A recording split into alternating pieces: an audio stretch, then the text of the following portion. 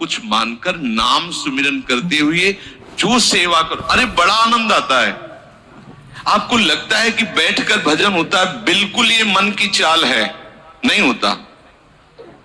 मन को भजन में नहीं लगाओगे तो चाहे पड़े रहो चाहे बैठे रहो, भजन नहीं होने वाला। और अगर भजन में लगाओगे तो फावड़ा चलाते हुए भजन होगा। जब नाम का अभ्यास करना था तो नई अवस्था थी, तो गुरुजन हर समय सेवा में लगाए रहते थे। बड़ी बड़ी पत्थर की शिलियां आश्रम में थी, उठा उठा कर उनको जमा कर खोद के बराबर करना, तुलसी का बगीचा लगाना, गेंदे का बगीचा लगाना, और वृक्षों को हैंड पैप से भर भर के पानी 100 बाल्टी खूब सींचना खूब, और उसमें भी नाम स्मरण करना।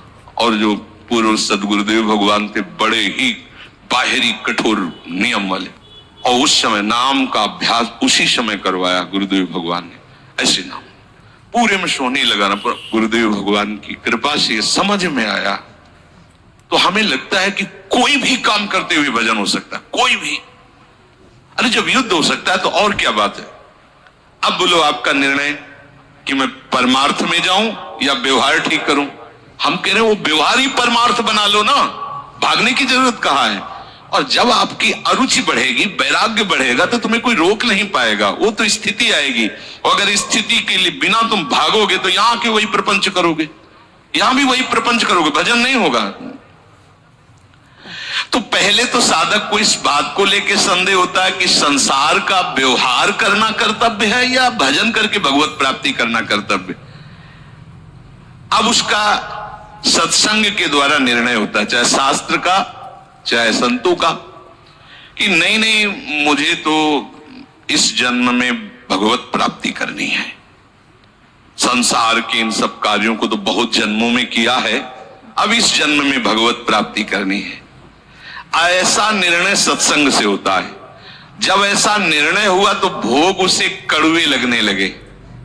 इस शरीर का विलास, इंद्रियों का विलास उसको एक दुखद लगने, कैसे छोड़ूं, कैसे हटूं। अब उसी को वैराग्य कहते हैं। अब उसके अंदर वैराग्य बढ़ने लगा। जब वैराग्य बढ़ने लगा तो वो प्रभु की तरफ चलने के लिए उतावला हुआ। अब उसके सामने प्रभु की तरफ चलने के लिए जो बताने वाले वो शास्त्र हैं और वो संत जन हैं।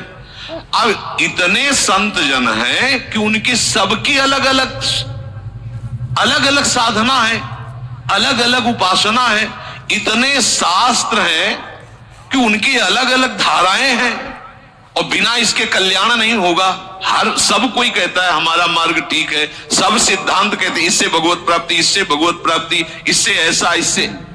वो साधक फंस जाता है कि चलूं तो किस में चलूं। उसके सामने साध्य और साधन विषयक तरह तरह के भेद साधकों के द्वारा, संतों के द्वारा, भक्तों के द्वारा डाले जाते हैं सामने।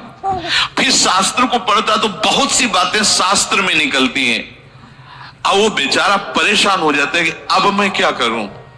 संसार का तो सत्संग के द्वारा समझ लिया कि ये ठीक नहीं, मुझे भगवत प्राप्ति, पर कैसे भगवत प्राप्ति करूं। अब इसका निर्णय करना उस नवीन साधक के लिए बहुत कठिन होता है। परंतु भगवत कृपा का वो जिसने आश्रय ले लिया वो यहां टिकता नहीं इस संशय में। परमार्थ भगवत कृपा से पुष्ट होता है।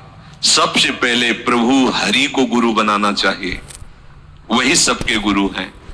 जब हम घर से निकलने की सोच रहे हैं उस समय वो सोच भी गुरु दे रहा है, वो हरि गुरु उस समय सोच भी दे रहा है वही।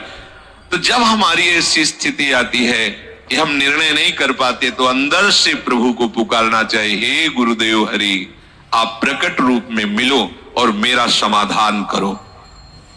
अब जो ही वो अंदर से ऐसी दशा में प्रभु की शरण होकर के पुकारता है तो भगवत कृपा उसे सदगुरुदेव के रूप में प्राप्त हो जाती है। ये ओहो, जो